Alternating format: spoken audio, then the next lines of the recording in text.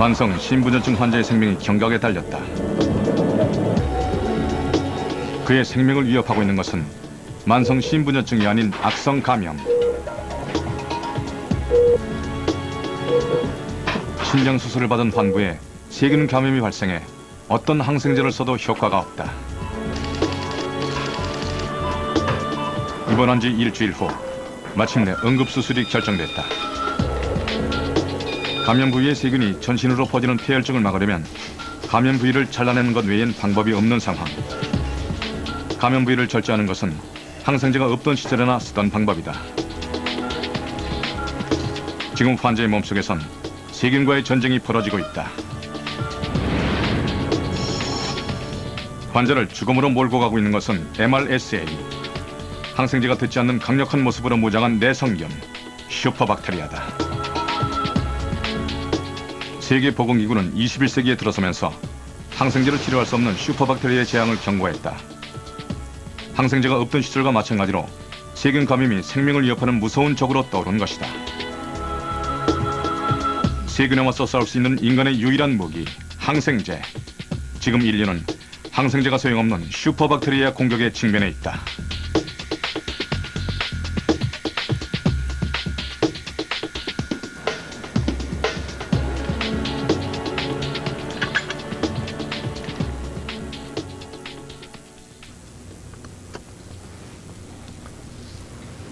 장미가 씨의 얼굴이 좀 긁혔다고 세균 감염으로 목숨을 잃는 일이 상상이 되십니까? 실제로 항생제가 개발되기 이전 시대에는 이런 일이 흔하게 발생하였습니다. 그리고 이런 감염을 가장 흔하게 일으키는 세균이 바로 이 황색포도상구균입니다. 황색포도상구균은 사람의 피부나 코에서 흔히 발견되는 세균이지만 일단 감염이 되면 목숨을 잃을 수도 있는 무서운 세균입니다. 최초의 항생제인 페니실린도 바로 이 세균을 겨냥해서 만들어졌습니다. 그러나 지난 60년간 수많은 항생제가 나왔지만 황색포도상구균은 아직도 중환자실 환자의 가장 무서운 적으로 남아 있습니다. 황색포도상구균이 치료제인 항생제에 맞서 변신을 거듭하면서 새로운 내성을 지닌 슈퍼박테리아로 진화하고 있기 때문입니다. 페니실린이 처음 개발되던 60년 전 바로 그때처럼 아직도 우리는 세균의 공격에 무참히 노출되어 있는 상황입니다.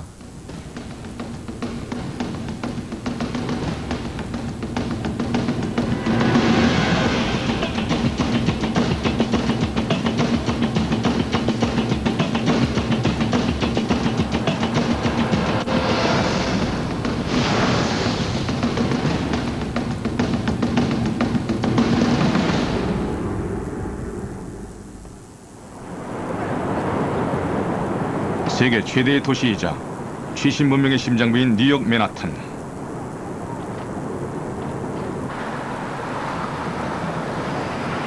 이 거대한 도시는 지금 보이지 않는 적과 때 아닌 전쟁을 치르고 있다. 21세기 뉴욕 한복판에 6, 70년대에 박멸된 것으로 여겼던 결핵이 다시 부활한 것이다. 뉴욕 퀸즈에 자리한 뉴욕시 보건국 결핵통제센터. 이곳에서는 하루 평균 100여 명이 진료를 받고 있다. 현재 뉴욕시에서는 이 같은 결핵 전문 병원 10곳을 무료로 운영 중이다. 이틀 전 받은 검사 결과를 확인하기 위해 병원을 찾은 세린 이뱅스. Ma'am, your result is positive. Positive means your body has tuberculosis germ. Okay? 일단 결핵균이 확인되면 활동성 결핵 여부를 판단하는 정밀 검사가 이어진다. 활동성 결핵이면 공기를 통해 다른 사람에게까지 결핵균을 감염시킬 수 있기 때문이다. The problem is you don't know how long you took it, and it was 8 to 10 years ago. Were you compliant? Do you remember? Yeah. You tell me that, I'm gonna. Yeah. So if you took 90년대 창궐하기 시작한 뉴욕의 결핵 환자는 10년이 지난 지금도 한 해 1000여 명이 넘는 환자가 발생하고 있다. 그리고 그중 상당수가 결핵 치료제에 내성이 있는 다제내성 결핵이다. 뉴욕시에서는 연간 370억 원이 넘는 예산을 쏟아붓고 있지만 다제내성 결핵을 잡기란 쉽지 않다. 일반 결핵도 지속적으로 치료를 받지 않으면 다제내성 결핵으로 진행될 수 있기 때문에 뉴욕시에서는 환자가 병원에 빠지지 않고 올 수 있도록 교통비까지 지원하고 있다. Okay, here is your Metro card. Only one? Only one, so you can go home, you can come back, so you don't have extra expense. Of our 1,000 patients, about 2 to 3% now have MDR-TB, which is a lot less than in 1992, when we had almost 4,000 cases. We had almost 20% of our patients having MDR-TB, and at that time, so we had several hundred MDR-TB patients, and therefore, this is, a big improvement. We have a 90%, more than a 90% decrease in our MDR-TB cases. But they are all still just as difficult to treat as when they were to treat 10, 12 years ago.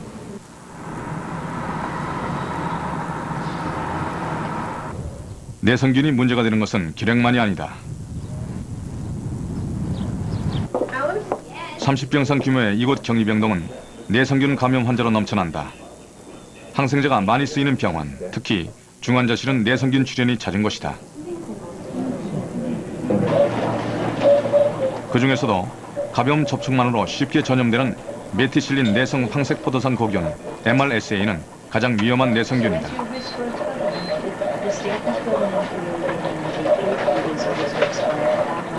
뇌졸중으로 수술을 받은 리안 채는 또 한 번의 수술을 앞두고 있다.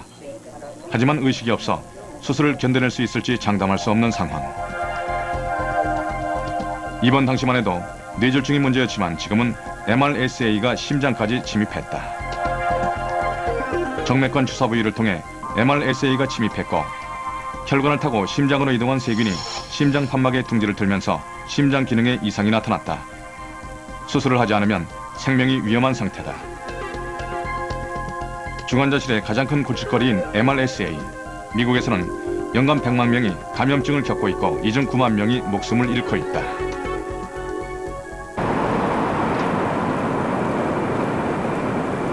어떻게 해서 세균은 사람의 목숨을 위협하는 강력한 모습으로 재무장할 수 있었을까? 세계적인 세균학자이자 환자를 직접 돌보는 의사이기도 한 스튜어트 레비 박사. 그는 올바른 항생제 사용을 위한 국제연합 APUA의 회장을 맡고 있기도 하다. 그는 그에 져서 항생제의 모순에서 내성균의 출현을 부추기는 것이 세균을 죽이기 위해 만든 항생제라고 경고하고 있다. They're very good is creating the bad. They kill bacteria, but they also help to select out the resistant ones. So in fact, we see that antibiotics sow the seeds of their own destruction. In a paradoxical way, the wonder drugs are destroying their wonder. The miracle drugs are destroying the miracle. Because they select for kinds of bacteria that are no longer treatable by the antibiotic. 만큼은 막을 수 없었다.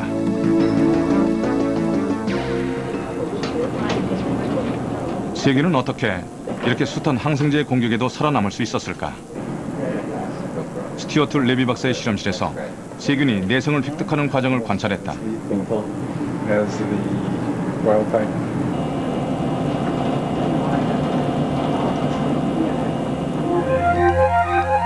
항생제의 공격을 받으면 대부분의 세균은 죽지만 그 중에 몇몇은 살아남는다. 이것이 바로 내성균이다. 살아남은 놈들은 빠른 속도로 또 다른 세균 집단을 증식해 나간다. Bacteria are microscopic. Imagine that 100 million will sit on the edge of a pin. Now, among 100 million, there could be one or two that are not touched by the antibiotic, even the new one. If you use that antibiotic, you'll kill off 99.999%, but the resistant ones will remain. They don't fall down and die. They can then grow up. So it's spontaneous. They have survived. Think of what they've survived. All the calamities of the earth, the heat, the cold. They are there to live. That's all they have to do. 항생제의 공격을 받게 되면 세균은 살아남기 위해 돌연 변이를 일으킨다. 항생제가 효력을 발휘하기 위해선 세포벽을 뚫고 세포 내부로 진입해야 하는데 이때 세균은 세포벽을 두껍게 만들어 항생제의 침입을 차단한다. 애써 세포벽을 뚫고 들어가더라도 내성균의 공격을 피할 수는 없다. 특수한 효소를 만들어내 항생제의 약효를 무력하게 만들어버린다.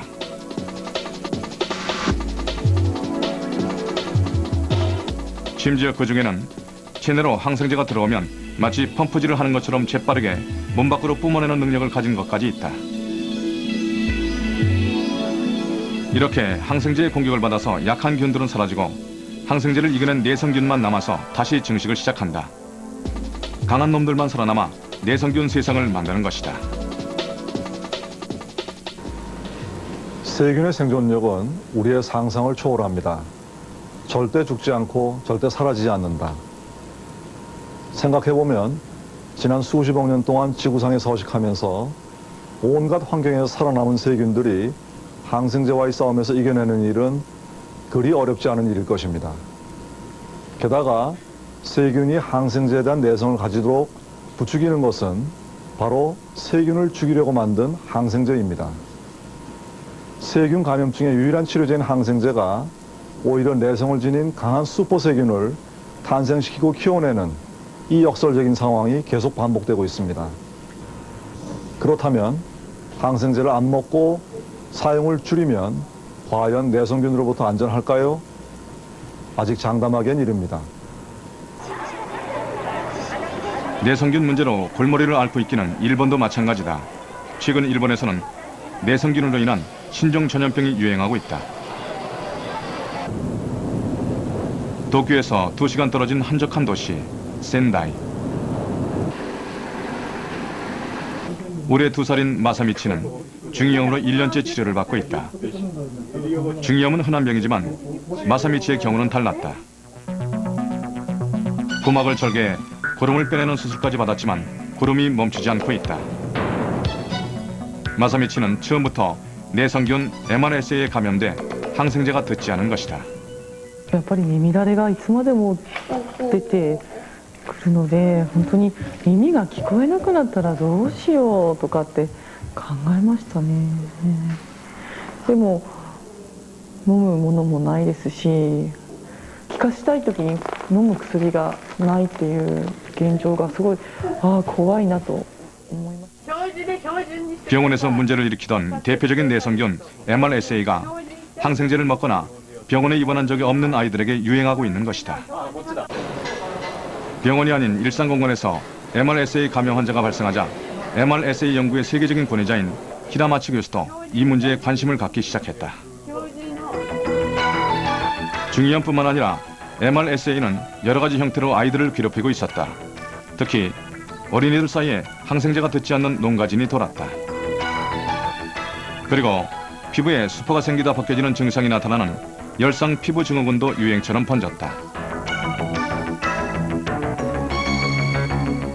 일상 공간까지 침입한 내성균은 심각한 사회 문제로 떠올랐다. 히라마치 교수의 조사 결과 어린이들의 5.5%가 MRSA에 감염된 것으로 나타나 충격을 준 것이다.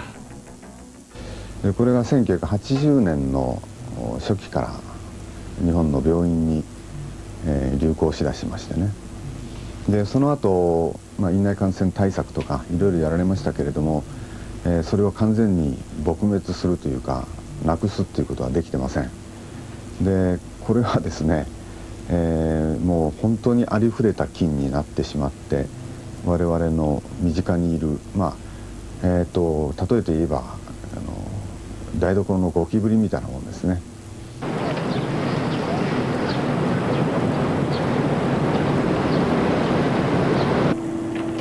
최근 MRSA를 연구하던 히라마츠 교수는 놀랄만한 사실을 발견했다. 병원에 퍼진 MRSA는 일상 공간에 나타난 MRSA와는 또 다른 특징을 갖고 있었다. 두 균을 배양해 살펴본 결과 증식 속도에서도 차이가 났다. 보통 MRSA는 20분에 한 번 분열을 하는데 일상 공간에서 발견된 지역적 MRSA는 13분의 1회 분열을 반복해 기하급수적으로 늘어났다. 차이는 이뿐만이 아니었다. 건강한 사람의 혈청에서 백혈구를 분리해 MRSA가 어떻게 반응하는지 관찰했다. 검사 결과 병원 밖에서 발견된 일부 MRSA는 놀라운 능력을 갖고 있었다. 백혈구를 용해시키고 살아남은 것이다. 백혈구는 인체 면역체계의 1차 방어선이다. 정상적인 경우 세균이 몸 안으로 침입하면 가장 먼저 백혈구가 세균을 잡아먹는다. 하지만 지역에서 발견된 일부 변종들은 백혈구를 용해시켜 백혈구 안에서도 살아남았다. 자신을 공격하는 적, 백혈구 안에서도 증식할 수 있는 강인한 생명력과 독성을 가진 것이다. 키라마츠 교수의 실험 결과 일상 공간에서 발견된 지역형 변종의 경우 4배 이상 백혈구를 용해시키는 능력이 뛰어났다. これは健康な人の血液使ってますから感染を起こしてない人ですよね。だから白血球がしっかりしてると。でその白血球がこういうふうに壊れることによってちょうど病院の中にいる患者さんと同じような状態になる、そういうのをいい感染状態と言いますけどね。要するに生体防御、体を守っているその血球が、壊れてしまうわけですから感染を受けやすくなるということになります。 백혈구를 무력하게 만드는 이런 변종의 출현은 미국에서도 보고됐다.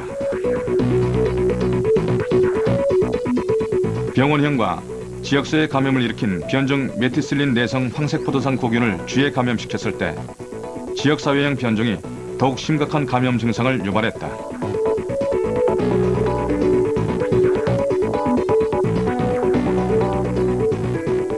폐렴이나 종양, 피부감염, 괴사성 근막염 등 각종 질병을 유발했던 지역형 MRSA는 쥐의 심장에도 훨씬 심한 염증을 일으켰다.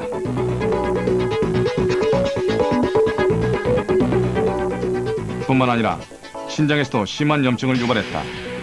문제는 이렇게 독성이 강한 변종 MRSA들이 일상 공간에 만연해 있다는 것이다.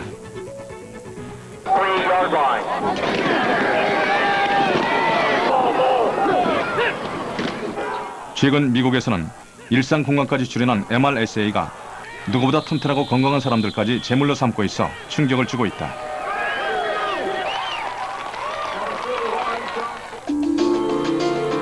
(21살의) 미식 축구 선수 리키 나네티도 희생자 중에 한 명이다. 등번호 19번의 리키 나네티는 축구부의 주장을 맡아 뛸 정도로 건강한 청년이었다. 그런데 그의 팀이 시즌 8번째 승리를 거둔 날 리키는 복통을 호소하며 갑자기 쓰러졌다. 그러다 병원을 찾은 지 일주일 만에 돌연 사망했다. 항생제 치료를 시도했지만 이미 병균이 손쓸 수 없을 만큼 전신에 퍼져서 소용이 없었다. 그가 죽고 난 얼마 후 사인이 밝혀졌다. 그동안 여러 운동선수를 쓰러뜨려 라카렘의 살인자라 불리는 MRSA, 특별히 공격적인 형태의 독성을 갖고 있는 메티실린 내성 황색포도산 고균이었다. 경기 중에 찢어진 상처 부위로 세균이 침투해 폐혈증을 일으킨 것이다. 리키가 사망하기 몇 해 전부터 미국에서는 MRSA로 인한 피부 감염증이 유행했다. 특히 군인이나 죄수, 운동선수처럼 공동체 생활을 하는 사람들을 중심으로 MRSA가 확산되면서 미국 질병통제센터에서는 집단 감염 경로를 추적하고 있다. 일상 공간을 떠도는 내성균이 어디에서부터 왔는지 정확하진 않다. 하지만 내성균은 한 사람의 손에서 다른 사람의 손으로 옮겨진다. 특히 밀집된 생활과 가까운 피부 접촉, 오염된 비품이나 타월도 주요한 감염 경로가 될 수 있다.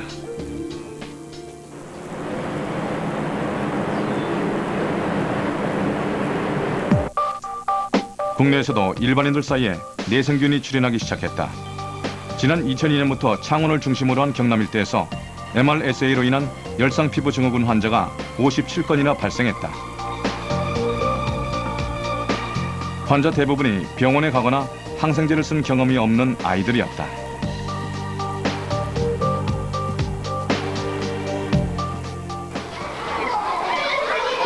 이렇게 아이들 사이에서 MRSA로 인한 열상 피부 증후군이 유행하자 질병관리본부와 창원의 파티마 병원에서는 역학조사에 나섰다.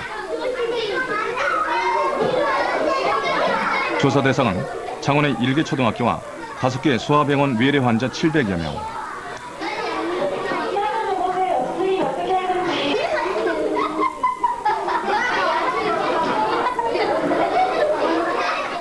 저희들이 이제 포상구균에 의한 열성 피부 증후군이 조사를 해보니까 결국은 같은 유전자 특징을 가지는 균들에 의해서 경남 전 지역에서 발생했다는 것을 알게 됐고, 그렇다면 이미 많은 아이들한테서 이미 내성을 가지는 포상구균을 가지고 있을 거라고 추측이 돼서 경남에 있는 울산을 포함해서 5개 지역에서 이제 조사를 시작을 하게 됐고요. 검사 결과는 충격적이었다. 대상자의 36.5%가 황색포도상 고균 보균자였고 5.1%는 메티실린 내성 황색포도상 고균 MRSA에 감염돼 있었다. 이번 조사에서는 병원에 입원하지 않은 소아 어린이에게서 MRSA가 분리되고 있었고, 이들 MRSA에 의해서 감염이 증가되고 있다는 것을 저희가 확인한 게 중요하다고 생각됩니다. 우리 일상까지 침입한 MRSA가 어디에서 시작됐고 어떤 경로로 퍼지게 됐는지 아직은 정확하지 않다. 하지만 한 가지 분명한 것은 지금 이 순간에도 내성균들은 장소를 가리지 않고 사람들 사이를 자유롭게 이동하고 있다는 것이다.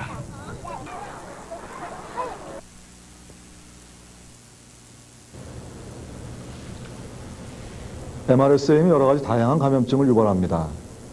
이 환자의 경우 피부의 상처를 통해서 MRSA 감염이 되었고, 이것은 광범위한 피부 감염으로 발전한 경우입니다. 이렇게 MRSA는 단순한 피부 감염뿐이 아니라 보다 심각한 골수염으로 발전하는 경우도 있습니다. 이 환자는 다리에 생긴 MRSA 감염이 결국 골수염으로 발전을 해서 항생제 치료뿐이 아니고 다리를 절단해야 됐던 경우입니다. 이렇게 대부분의 항생제 내성을 보이는 MRSA가 극성을 부리자 구원투수로 등장한 것이 바로 반코마이신입니다. 반코마이신은 지난 30여 년간 MRSA 치료제에 있어 유일한 희망으로 남을 수 있었습니다. 현대의학의 발상지, 미국 동부 버스턴에 위치한 메트로 메디컬 센터. 이 병원에서 감염 환자는 한국인 의사 전진학 박사가 맡고 있다.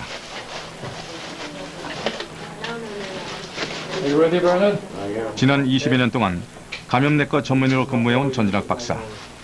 그가 현장에서 느끼는 내성균의 문제는 그 어느 때보다 심각하다. 쓸 수 있는 항생제가 점점 줄어들고 있기 때문이다. 전진학 박사의 환자인 매튜 앤더슨도 벌써 2달째 MRSA와 씨름 중이다. 이미 오른쪽 발가락 2개와 왼쪽 엄지발가락까지 내줬지만 아직 MRSA와의 싸움은 끝나지 않았다.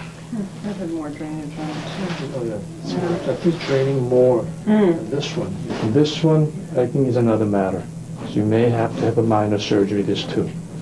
And you first got infected this time. And certainly there's MRSA again. Follow from. 발가락 절단 수술을 받은 지 3주 만에 또 재발한 것이다. Here's X-ray. Thank you. 엑스레이로 정밀 검사가 이어졌다. 이 환자처럼 당뇨를 앓고 있는 경우 면역 기능이 저하돼 특히나 세균 감염에 취약한 것이 특징이다. 염려했던 대로 환자의 발가락 경골에서 MRSA 감염으로 인한 염증이 또다시 발견됐다.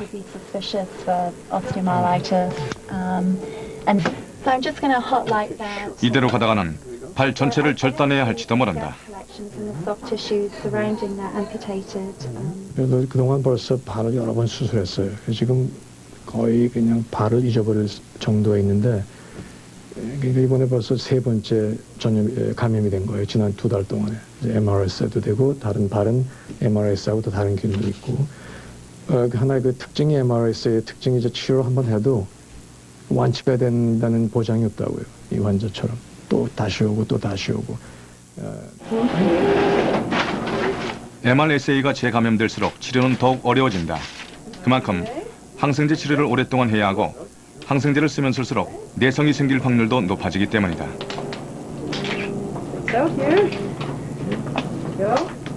그래서 혹시나 내성이 생기지 않을까 수시로 내성 여부를 확인하고 있다. MRSA 치료에 쓰이는 항생제는 현재 7가지. 그중 최후의 보루로 남아있는 항생제가 바로 반코마이신이다. 그 벤코마이신은 좋은 약이지만 멸균성이 다른 새로 나온 약에 비해서 낮아요. 그러니까 벤코마이신에 반응을 안 하면은 다른 최근에 나온 엔티바이오틱을 써야 될 가능성이 있어요. 그러면 그 선택은 또 줄어들지만 그게 첫째고, 두 번째는 벤코마이신에 저항성이 생기는 MRS가 생길 수 있다는 가능성이 있죠. 메티실린에 앞서 1956년 개발된 반코마이신은 선반후의 항생제라 불렸다. 부작용이 심하고 살균력이 떨어져 한동안 쓰이지 않았다. 하지만 오히려 쓰이지 않았기 때문에 내성균이 생기지 않아 MRSA를 치료할 수 있는 최후의 항생제로 남을 수 있었다.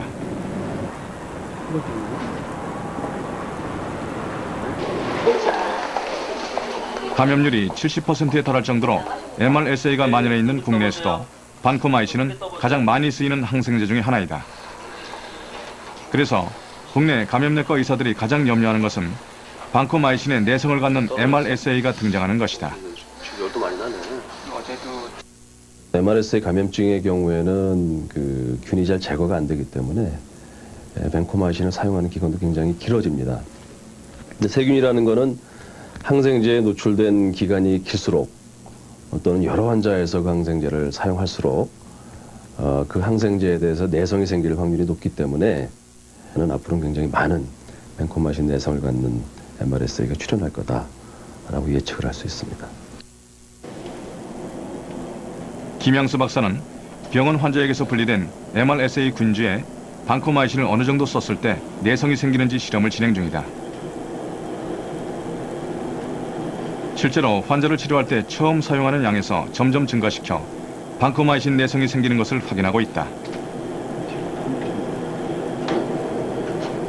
처음에는 농도를 1로 시작해서 살아남은 균주만 모아 더 높은 농도에 단계적으로 노출시키는 방법이다. 시험관에서 획득하는 내성은 실제 환자에게서 생기는 내성과는 다르지만 이런 실험을 통해 내성균의 특징을 파악할 수 있다. 광학 현미경으로 세균의 단면을 관찰한 결과 반코마이신의 내성을 획득한 세균이 확인됐다. 반코마이신의 내성을 보이는 MRSA는 일반 세균에 비해 세포벽이 두꺼워져 있다. 세포벽이 두꺼워져야 항생제가 세균벽을 뚫고 침입하는 것을 막을 수 있기 때문이다. 어렵사리 세포벽을 뚫고 들어온 항생제의 경우 세포벽 안에 가둬두기 때문에 표면은 울퉁불퉁 변형된 것을 발견할 수 있다. 이렇게 실험실에서 MRSA가 반코마이신의 내성을 갖는 일은 어렵지 않다.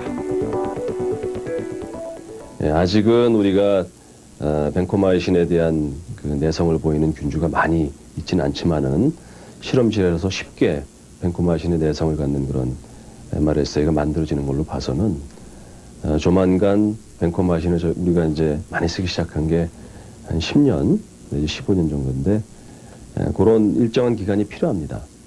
근데 이제는 그 일정한 기간이 다 찼고 벤코마이신의 내성을 보이는 MRSA가 나오는 것만 남았다라는 것을 실험실적으로 이제 증명을 하게 된 것 같습니다.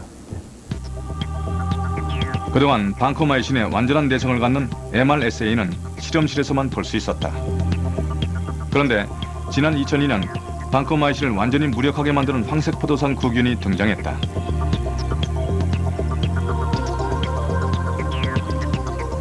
미시건주의 40대 환자에게서 검출된 이 세균은 그동안 보고된 것과는 전혀 다른 세균이었다. 메티실린은 물론 반코마이신에도 완전한 내성을 보이는 초강력 슈퍼박테리아였다.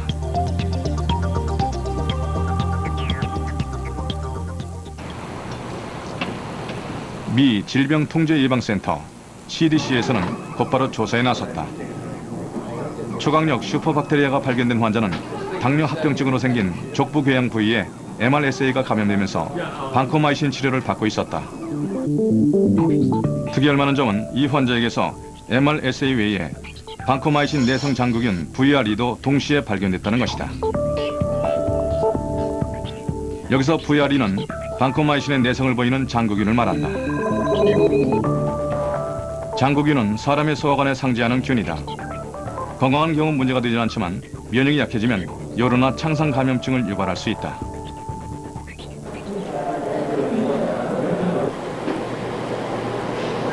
반코마이신 내성 장기균 VRE는 92년 국내에 처음으로 등장한 이래 급속도로 퍼져서 현재 MRSA 다음으로 흔한 내성균이 됐다.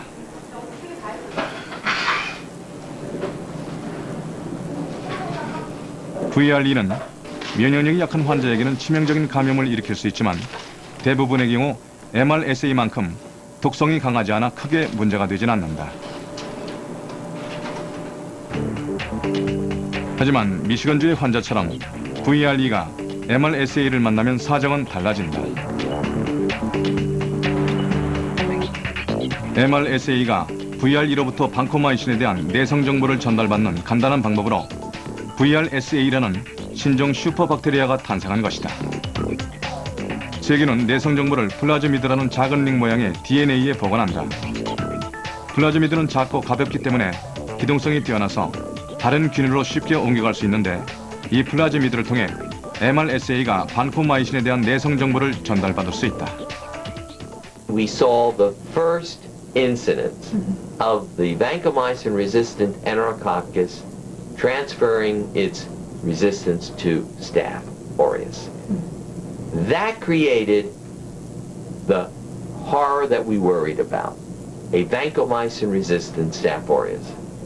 감염증을 가장 흔히 일으키는 세균이기 때문에 그러니까 감염증이 자주 일어나고 그것 때문에 항생제를 자주 써야 되는 그런 세균인데 거기에 써야 될 항생제가 마땅히 없다면 어떻겠습니까?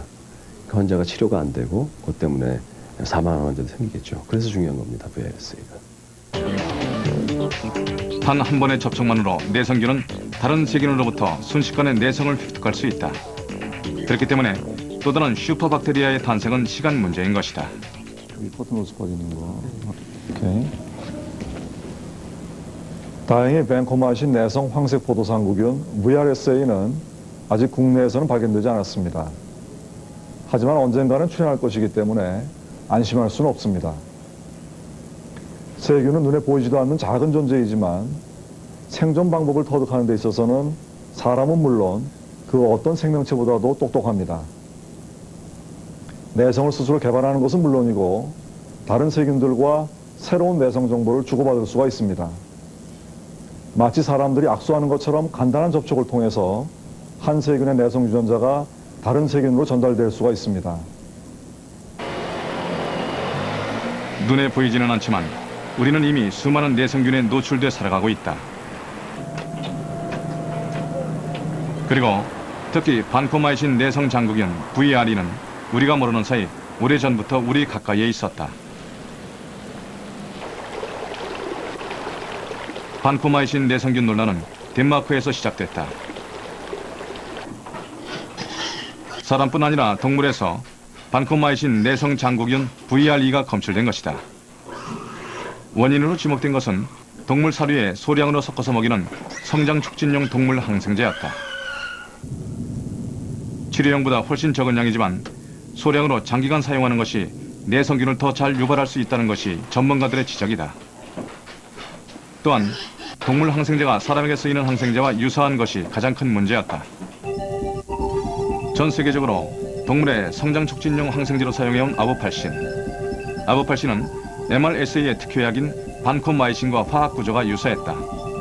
그래서 동물과 사람 모두에게서 같은 내성균이 나타날 수 있었다. 그 이유는 무엇일까? The worrisome thing is these farm animals then become products that go to the home. And while we're not worried about the drug in the product, the bacteria resistant to antibiotics go from the farm to the packaging to the market, and we buy the food. Many studies have shown that if you test the food, there are resistant bacteria. 뿐만 아니라 이렇게 사람에게 접근한 동물의 VRE는 사람의 세균에 반코마이신 내성 정보를 전달해줄 가능성이 있다. 세균의 내성 유전자 교환은 인간이든 동물이든 세균의 종류를 가리지 않고 일어날 수 있기 때문이다.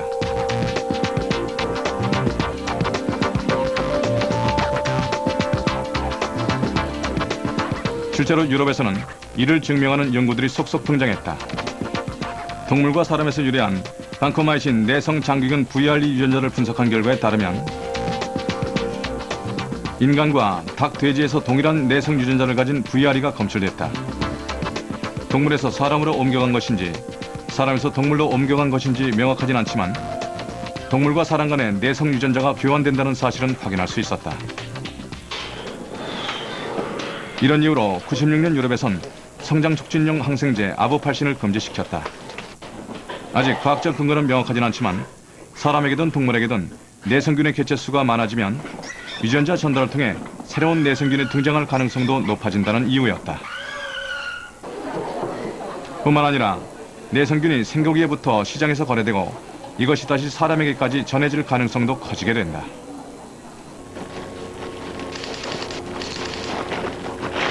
유럽에 이어 국내에서도 지난 98년 논란거리가 됐던 아보팔신을 금지했다. 그 이후 내성균의 상황은 어떻게 달라졌을까? 국립수의과학검역원에 의뢰해 국내 동물 내성균 실태를 살펴봤다.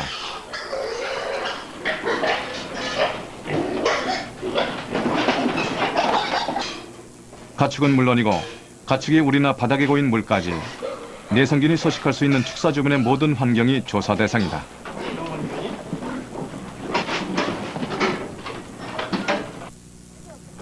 그리고 하수를 타고 하천으로 들어갈 수 있는 축사 폐수도 조사 대상에 포함됐다.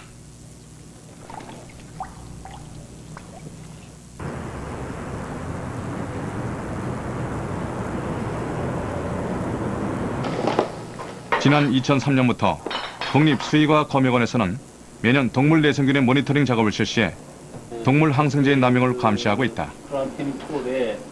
이번 조사에서는 사람에게도 쓰이는 페니실린을 비롯한 25개의 항생제에 대한 내성 검사가 이루어졌다. 검사 결과 90% 이상이 한 가지 이상 항생제의 내성을 보였고 대장균에서는 3가지 이상 항생제의 내성을 보이는 다제 내성균도 63%로 높게 나타났다.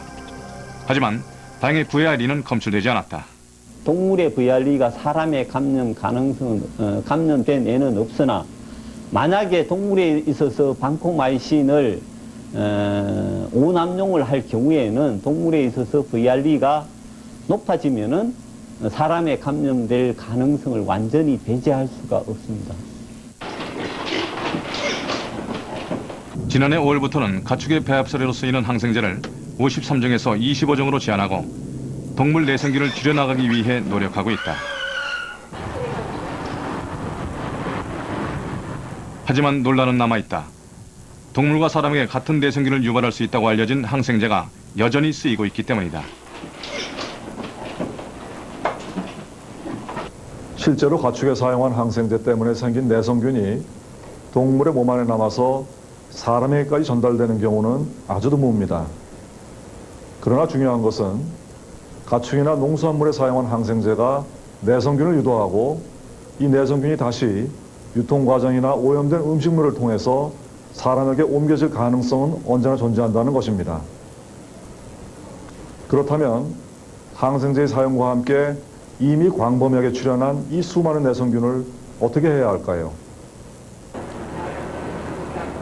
내성균이 가져올 재앙을 막기 위해 우리가 할 수 있는 일은 무엇일까? 미국 병원에서 더 이상 내성균이 확산되는 것을 막기 위해 애쓰고 있다. 입원하기 전 모든 환자를 대상으로 보균 검사를 실시해 혹시라도 내성균이 발견되면 격리 치료를 받게 한다. 수술실에서 회복실로 옮기는 짧은 시간에도 다른 사람에게 내성균이 옮겨갈 수 있기 때문에 철저하게 격리시키고 있다. 하지만 어디까지나 임시 방편일 뿐 뾰족한 방안은 없는 실정이다. I mentioned about trying to restrict antibiotics before, which has really been pushed very heavily in recent years. But I also have to say that I'm not sure, unfortunately, that we're winning this battle despite all of the efforts that are currently in progress to try and deal with the issue. 양돈 농가에서도 대안을 찾아 나섰다. 가축의 성장 촉진용으로 항생제를 대신해 면역력을 길러주는 한약재를 쓰는 무항생제 사육법을 실천하는 농민들이 하나둘 늘고 있다. 하지만 무항생제 사육이라 해서 완전히 항생제를 쓰지 않을 순 없다. 가축의 질병을 유발하는 대부분이 항생제 치료가 필요한 내성균이기 때문이다. 하여간 70년대 이후에 나오는 질병들은 거의가 항생제하고 관련돼서 나온다고 생각하면 아주 틀림이 없을 거예요. 거의 맞을 거예요. 국내와 일본의 소비자 단체에서는 유기농에서 대안을 찾고 있다. 일본 내에서 가축의 항생제 내성균 문제를 사회적인 이슈로 만들었던 이 시민단체에서는 농약과 항생제를 쓰지 않는 유기농 먹거리를 소비자들에게 공급하고 있다. 하지만 이들의 노력도 근본적인 해결 방법은 아니다. 行政がもっと大幅に抗生物質の使用量を減らすように規制をかけないとなかなか辛いでしょうね。抗生体積が減らないでしょうね。まだまだだから我々の活動だけでは不十分だと思ってます。 해마다 전 세계의 세균학자들이 한자리에 모인다. 항생제를 줄여나가는 것은 어느 한 나라의 노력만이 아니라 지구적인 네트워크를 만들어야 한다는 결론에 도달했기 때문이다.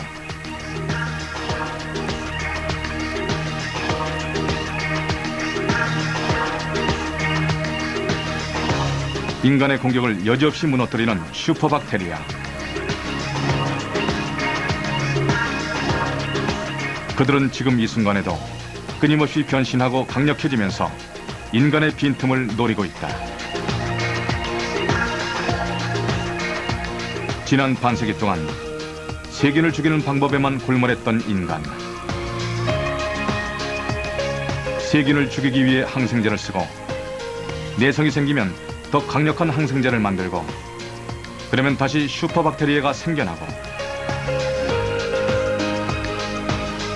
그러는 동안 인간은 세균과의 싸움에서 그 기력을 잃었다. 그동안의 역사가 말해주는 것처럼 세균은 절대 죽지 않고 절대 사라지지 않는다.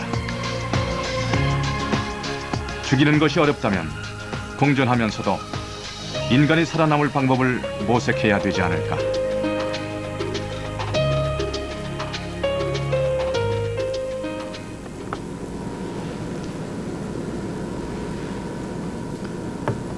마법의 탄환이라 불리우며 세균 감염으로부터 수많은 생명을 구했던 항생제의 기적.